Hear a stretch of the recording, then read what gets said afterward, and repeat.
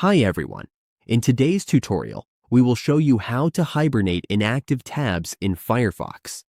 If the browser feels slow and you have too many tabs open, this feature can help improve performance right away.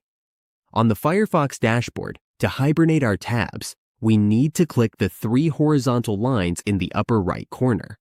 From there, we just need to click that option and go to Extensions and Themes. Once we are here, we just need to type Tabs Top Hibernation in the search bar. We will select the app called Hibernating Tabs. This will automatically hibernate tabs in Firefox. All we need to do is click this option to install it and add it to Firefox. This will let us hibernate our tabs.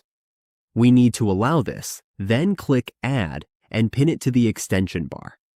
Once it finishes installing, we now have a hibernating tool for Firefox. This helps us manage memory usage by putting inactive tabs into hibernation.